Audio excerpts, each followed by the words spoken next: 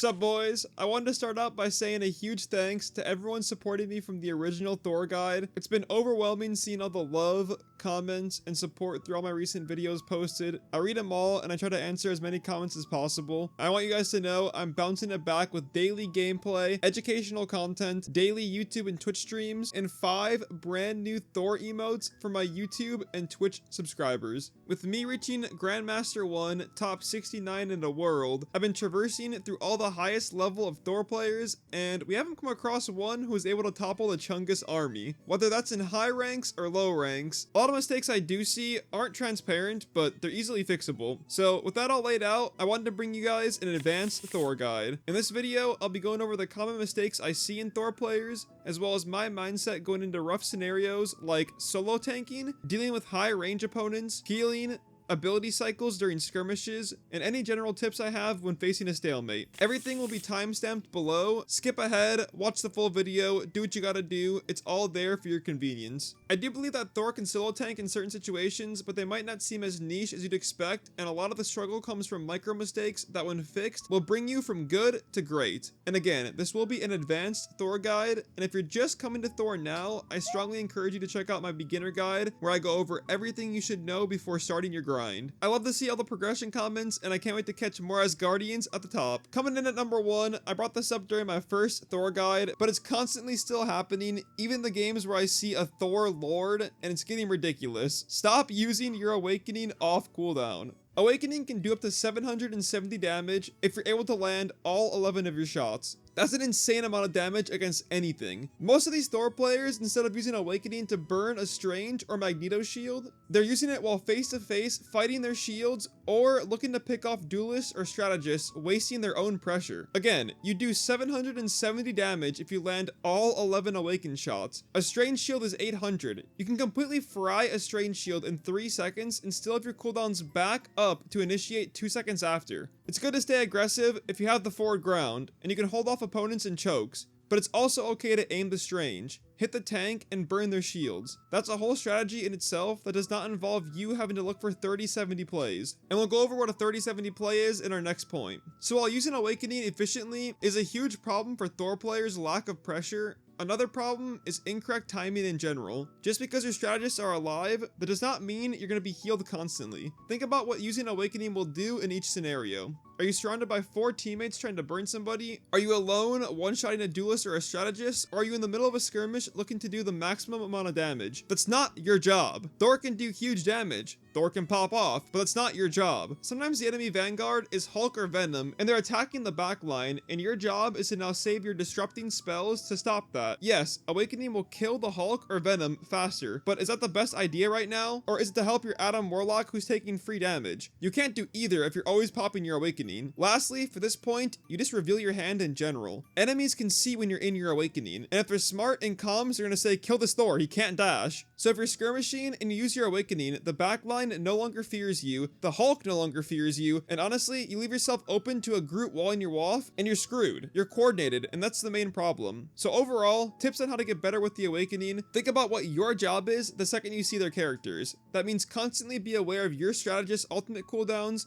and do your best to track theirs. And if you have to ask in voice comms, don't be shy. We all want to win. Be aware of who is on their team, and that will allow you to feel more comfortable using your Awakening aggressively as opposed to having to be ready to jump out to save yourself. And knowing who they have on their team will tell you your job. If they have Hulk and your secondary tank is Strange, whose job is it to handle the Hulk? It's yours. So get him off your strategist and waste his time or kill him. Next, we answer the question, what is a 30-70 play? A 30-70 play is looking to change the game with a 30% chance it works out and a 70% chance it doesn't. It honestly feels like most of the ideas to go for a play like this come from fake pressure after a long stalemate and people looking for a wild, desperate play to change the game, when in reality, if they would have just played standard and didn't stagger or waste their ultimates, a 70% better outcome would have arrived inevitably. It's baffling to see just how fast a game can change when you stop doing your job, and if you watch my streams, I pointed out immediately. Yes, if you randomly kill the strategist strategist or duelist in the back line, it opens up the game immensely. But why are you even going for that if they have somebody blocking your DPS or healers from doing their job? Time Thor's not hitting somebody is time wasted, and Thor does hitting and disrupting best out of all the vanguards in the game, and because he's melee, he can hit through shields. With this point, dying in general is also a huge factor, and for some reason, it can be hidden in the back of your brain and blamed by, oh, healer gap or strategist gap, but in reality, it's your positioning or lack of awareness. This again can be fixed by just being aware of who they have on their roster and what their goals are going into each map. Strategists tend to not speak up if they're getting dove, or even when they die for that nature. So be on your toes about what abilities are available and stop trying to be the playmaker and the hero, and just be the reactionary king that your team needs.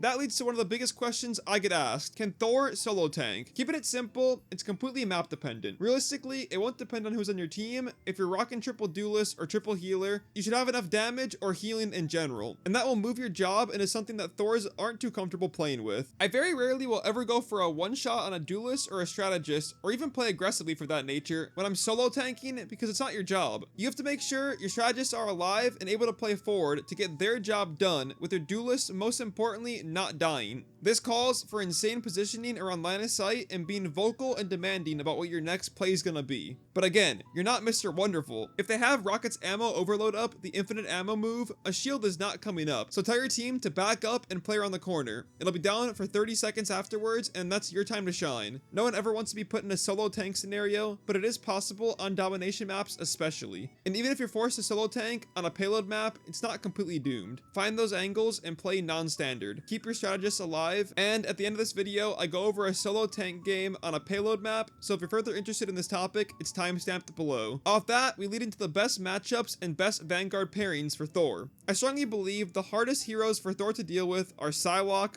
Iron Man, and Star-Lord. No Vanguards really give Thor a hard time, in my opinion. And you can't do anything if you can't get to the opponent with your left shift. Psylocke having 2 dashes and an uncounterable stealth makes it impossible to handle her if she plays around her cooldowns really well. She can kite you very hard, and if you awaken, she just goes invisible and fights you afterwards. With Star-Lord, good luck. The amount of mobility and his frame-by-frame dashes make it impossible to hit this hero. He simply just guns you down, and he'll dash to block all of your damage, and afterwards, he will refresh all of his ammo when he's done dashing, so you just get gunned down even faster. As for Vanguards, there truthfully are no horrible matchups for Thor. You can shred tanks and melee heroes, you handle penny mines just fine, and walls won't ever stop you if you're alert and not using your awakening randomly. Thor's best Vanguard pairings, in my opinion, are Strange and Groot. I believe Groot is extremely underrated. That might just be because nobody plays Groot, and he's not played too much, so that means he's quote-unquote underrated, but either way. Groot enables Thor immensely. You guys can make crazy plays when you knock Vanguards into your team. He can wall them off easy peasy, or you can hit Vanguards around his own walls on your side, or he can just wall people off, allowing you to land your awakening runes a lot easier. Groot and Strange hold the fort down perfectly, just being complete bullet sponges, and a lot of you are asking me how I deal with Hela, Hawkeye, Punisher, and Moon Knight, the heroes that tend to find high ground and sit in the back. The most direct answer is aim whoever isn't getting directly healed, and if you have to play slow and wait for your ultimate, that's okay. Next tip is gonna have to be stop looking at the game from a singular lens. On the first point of the Wakanda payload map and Clintar, this way of thinking is specifically necessary with how many paths you're granted to the point. Wrapping to the left side will push you through the room where you have a fully good line of sight with indestructible walls and a bridge that can cross you over to their side. To the right, we have a perfect wraparound on the side or behind them for flanking or popping out for awakening shots. Either way, you're finding angles to come at the enemy instead of running at them straight ahead, which is not Thor's strong suit at all. You can burn through Strange's shield, but you won't have one of your own. So if Hela, Hawkeye, Punisher, or Bucky decide to aim you and you don't take line of sight into consideration, you're boned. Now, I don't mean go and do your own thing and go crazy making flashy plays. This means play together as a team and look for angles that aren't normal. Thor can jump in and Thor can jump out at any point, and 9 times out of 10, a Hawkeye or a Hela is not going to sit there letting you wail on them. So if they see you coming at them, they might take defensive action, and that's your way of pushing them off the high ground. Just being a pest and causing duelists to lose high ground or perfect positioning allows your team to push forward and hopefully kill their tanks, or just walk through in general. In this clip, you can see me sort of dashing back and forth, not killing anybody, or doing huge damage in general. My mentality here is to play forward, help my Hulk out a little bit, but not fully commit to any play, just in case they force my backline, I can be there to help them out. Plus, I won't be vulnerable if I pop awaken and just die. So lastly, we're we're gonna go over some basic tips on how I use Thor's ultimate. Hopefully these tricks can potentially make your ultimate experience a little bit less miserable. The 3 biggest tips are giving yourself max distance away from the enemies, slightly moving around while doing so, and targeting less mobile heroes. That one's pretty important. Have your target in the back of your brain before you even have your ultimate available. Adam Warlock, Punisher, Hela, Bucky. Some of these heroes have mobility, but if played patiently with distance, you can pretty much guarantee yourself their ultimate or a kill. And like I said in the beginner video, it's great to burn enemy Luna, Mantis, or Loki ultimate for yours. The ticks from your ultimate before you slam the ground allow you to lower any duelist or strategist to kill range. I look at his ultimate as initiation, disruption, and execution. It can do a lot, and that's why it's so easily cancelable. High ground and positioning are extremely important in this game, and I'll constantly use my ultimate to disrupt that high ground, and sometimes if all I get out of my ultimate was them getting off high ground, but my team cannot walk in, I'll take that as a win. Most of the time anyway, your ultimate is used for literally nothing, so if you at least get some purpose out of it, there you go. So all in all, the best time I think to use Thor's ultimate most effectively is during chaotic team fights, opening up with the idea to burn a strategist ultimate, or just going for a one-shot on a duelist in the backline. Next, I want to cover the animation cancel, the left-click Thor combo. I addressed this point in my beginner guide, and it was strictly just to showcase that Thor has more potential than a lot of players are giving him. This combo is alternative damage to Awakening or Storm Surge while skirmishing, just to maximize your damage without being left completely vulnerable. But that by no means makes this combo prioritized over any other move. Thor's diversity alone is the main reason he is so good. You don't only want to be an Awakening bot or a knockback bot. Make sure you get the combo down efficiently so you can maximize your play on the fly. Destroying equipment plays a huge part in this. Moon Knight's Ankh, Namor's turrets, Loki's runes, and if you want to get crazy with it, Penny's traps, but probably just awaken that one if I were you. Now we got payload rollouts. In this section, I'll be going over each payload map on attack and defense, showing you how I like to play. On Tokyo 2099 Shin Shibuya, on attack, I like to play low ground, using Awakening at first, slowly pushing to the left side, where I'll get whoever has high ground off from up there. On attack, I'll play low ground, pop my Awakening, and slowly move to the left side and challenge anybody else below me with my Awakening. On defense, I'll roll out and I'll keep high ground just in case they have a strange portal. Then I'll control the roof as much as I can, jumping down to main tank if I have to. For Clintar, on attack, I'll go all the way around, try to find angles from the right side, and overall push anybody in off the high ground and attack them with my Awakening from angles. On defense, I'll control that same room and not let anybody do what I wanted to do, and go back and forth from there to the main lobby and main tank if I have to.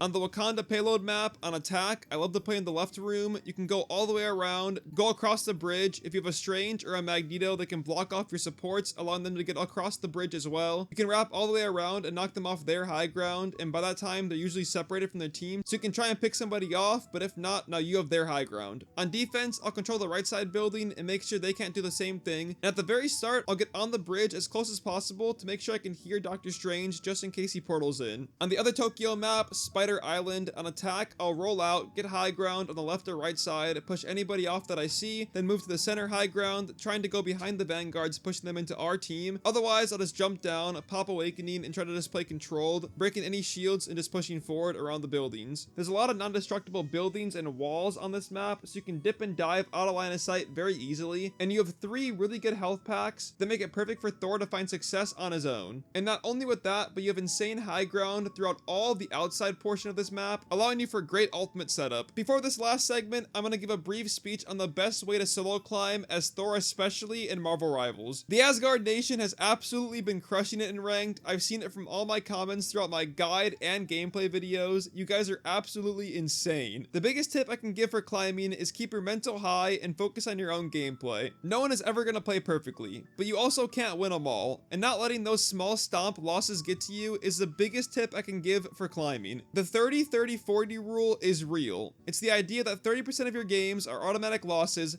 30% of your games are automatic wins, and 40% of your games are in your control. Sometimes you can play 3 games total, and 2 of those games will be automatic losses, and the 3rd game will be a game where you can actually come back and win, but you might be tilted from the first 2 games, and you won't be playing your best. But already going into that 40% game, you're tilted because you just lost 2 games in a row for no reason. Free wins and free losses happen all the time. Keep your head up, and you'll find success through the grind. That's why we're all Thor mains, right? Now I'm gonna call this segment Lightning Tips. If you miss your hammer throw, your hammer comes back to you slower, and your abilities only start refunding after your hammer is back in your hand. That's one big reason why I might avoid using the combo against smaller targets, just in case I need that extra Thor force to awaken them and finish them off. If you hold Storm Surge down for longer than 5 seconds, it will expire. However, you'll notice it doesn't use any Thor force until you cast the ability. So you can make some pretty neat bait scenarios by holding down and swapping to awaken just before it expires. Lightning Realm, if used close enough to Psylocke or Loki, when they leave the field, will briefly expose Psylocke when she takes damage and will fully expose Loki when he takes damage. You can hit any equipment in this game and restore 1 Thor force after casting an ability. That means Moon Knight's Ankh, Namor's turrets, Loki runes, Penny Parker's Mine Box, and also Penny Parker's mines individually. This ability will not work for Groot walls or Namor bubble. You have 1 second after your awakening rune expires to use Hammer Throw or Storm Surge before you get the 2-second cooldown regardless. Meaning, if you spam one of the 2 abilities, you can always cheat one in directly after Awakening Rune ends. Awakening Rune consumes 3 Thor Force and is active for 5 seconds, and it takes 5 seconds to regenerate 1 Thor Force, meaning you'll always have 1 Thor Force back to cheat an ability. This is especially good if you're ever stuck with your pants down and you have to get out of there fast. You can just spam your shift and you can escape a lot quicker than you would have before. So there you have it, the guide is officially over. For this last segment, we're going to be going over some gameplay from a game where I was playing solo tank, so I can run you guys through each and every move I make, and hopefully this gives more insight than just the small visuals on screen during this video. So here's some in-depth gameplay. We're going to be going over a solo tank game on Spider Isles, or 2099 I think. But yeah, this is going to be a little bit of in-depth of how I like to think about the game and what I'm thinking about constantly. So right here, we didn't want to go out the main entrance because we heard some mines, so I don't go for the high ground right away. I kind of feel out who I'm playing against, and there wasn't a Hela ban in this game, so we have Hela, we have Hawkeye, we have a lot of the OPs actually. I'm not even sure what this game is. We have a lot of the OPs, but you see the mines, I'm immediately going for them right away, and I'm pretty much just playing for my team to get some picks. It's kind of just me relying on my Hela to get a pick, or my Psylocke, my Black Panther, and right there we see a Hela get a pick, so we play really aggressively, we play on the high ground. Try to look behind the strategist or the tanks.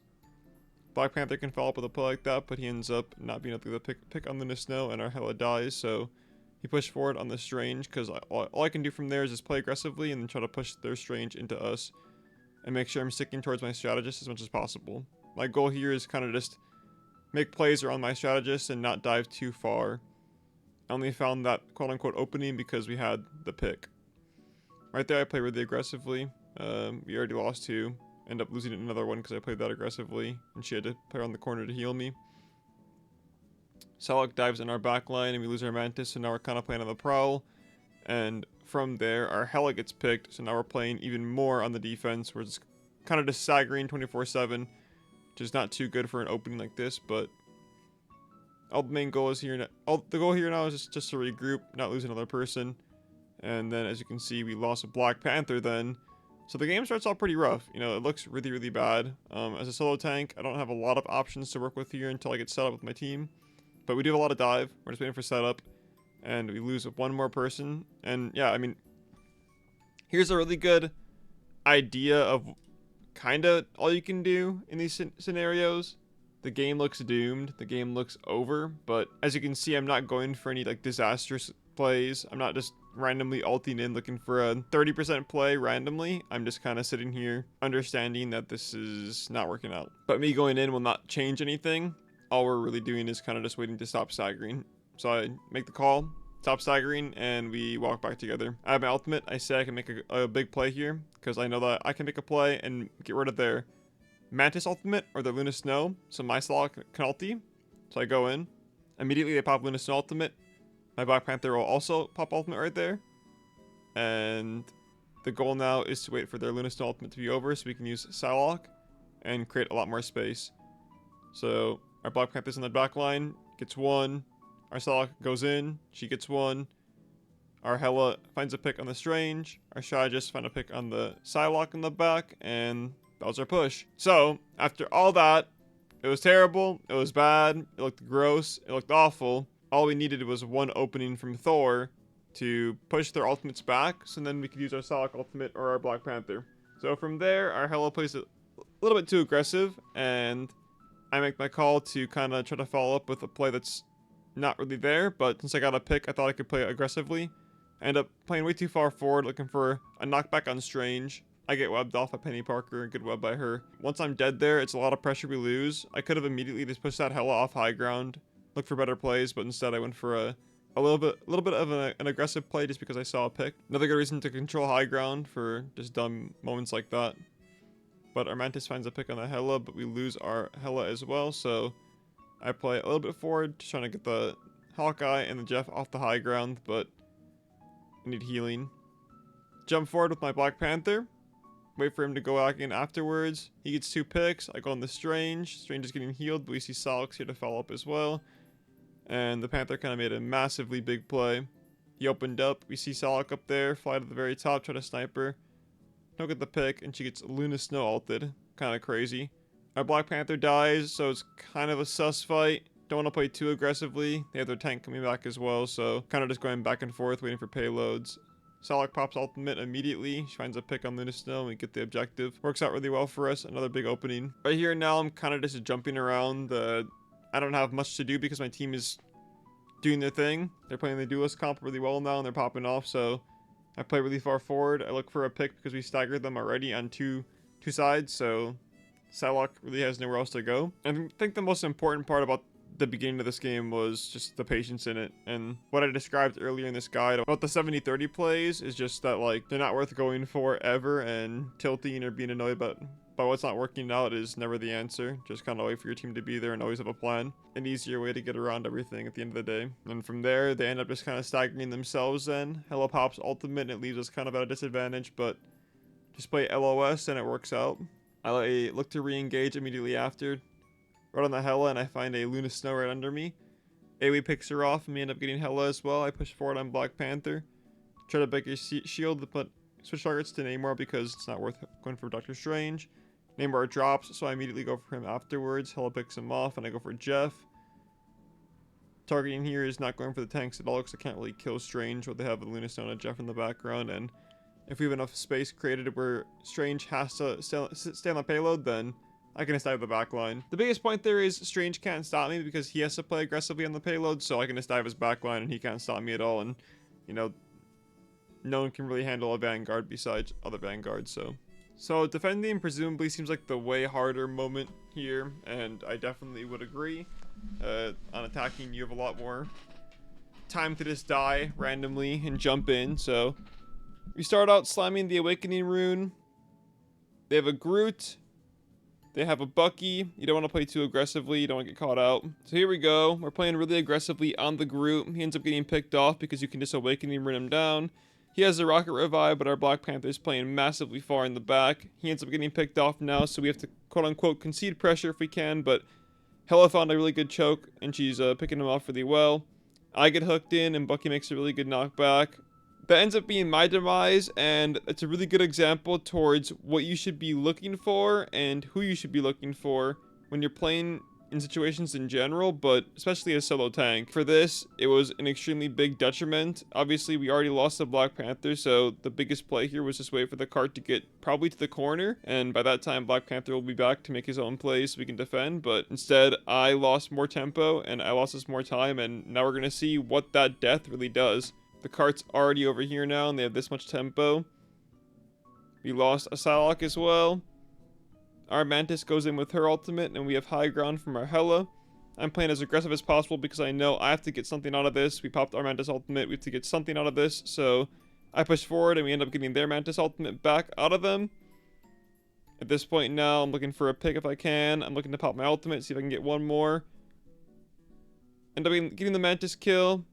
Possibly have the revive go off. Yeah, it does. Looking for Groot now, and we just get completely ulted, but luckily we have our Luna Snow to help us out. Get a pick on Hela. I get a pick from Hela onto Groot. Bucky's locked in. We go for him, but he ends up getting pretty far out. Me and Black Panther chase him down. Get the pick on him. Penny Parker's playing pretty aggressively, but she's got nothing else besides her mines to help her out, so she pops ultimate just to stall some time.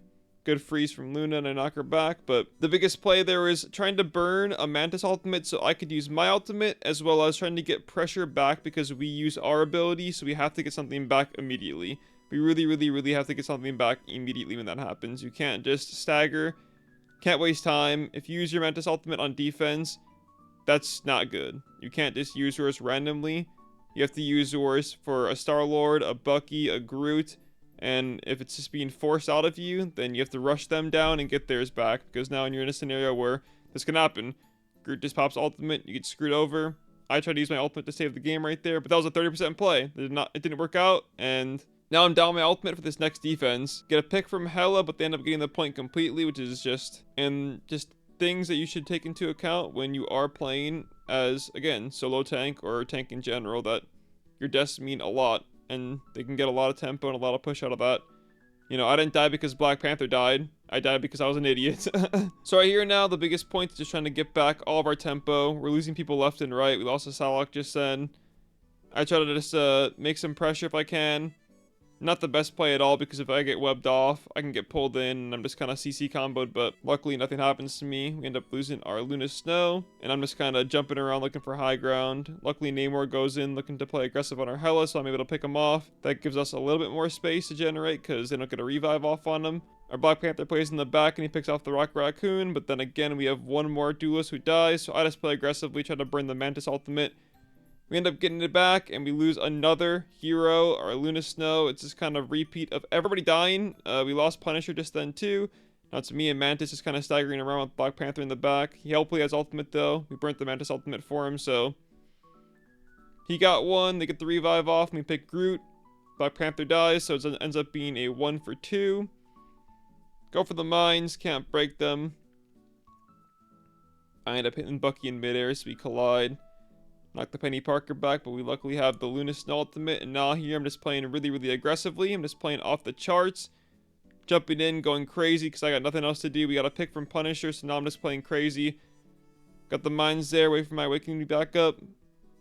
Jumping on the Groot, knock him back, just playing super aggressively, but not popping the awakening rune. Yeah, as you saw that entire team fight, though, I was playing Thor, someone who has to stay alive because I'm solo tanking. I never popped Awakening Rune at all. The entire time I was playing for escape, I was playing for small damage, and I was playing for survivability. I was not playing to kill. I was not playing to do anything besides just try to stay alive and make sure my duelists can do their jobs. No one was dead in that fight. We had everybody alive, so I didn't have to play aggressively. I didn't have to play like a beast. I just had to be up in their face, buy time for us, and that was it. Right here, we're playing a little bit more aggressively, trying to hold the payload down. We see Black Panther as an angle. We get pulled in. From there, we're just saving our shifts. We get a pick onto the Winter Soldier who pulled us in, so now I'm playing aggressively onto the Groot. Push him in, push him up, and from here I get a little bit too egregious. I just turn back on him when I should have just played forward again. Should have just turned around on that, but we have Mantis ultimate. Hopefully we can solve this payload, see what happens. Black Panther grabs 2, Hela grabs 1. Our strategist dies. We have the Mantis ultimate right there, so now all is left is Groot. One last singular push. We have our Luna Snow. They're coming at us. 4 seconds left. Jeff ends up reaching it with 1 second left. It's overtime. Pop the Awakening. Go for Winter Soldier. One shot his ass because there was no more Mantis ultimate to save him. Turn on Mantis right away now because she has no ultimate. She already used it. She ends up dying from Black Panther because I call her name out. Jump around him. Jump on Groot. Jump forward. Right here, we're just trying to play time on the payload. Go for Jeff the Shark, though. Snipe him down. Go for one more. From here, we're just jumping around. The focus fully is just on whoever's in front of my face. Any squishier target than the 3 tanks in front of me. There's not a lot of damage to go around, so I have a lot of time to just play and hit and hit and hit. That's all that really happened. So yeah, from there it was a lot of work that got done, but in reality there wasn't a lot of damage that could be dealt to me to stop me. I think a lot of big points to take from there, or a lot of big notes to take from there, are the ideas that sometimes using your ultimate to try to get something else out of the enemy for your own team is what you have to do.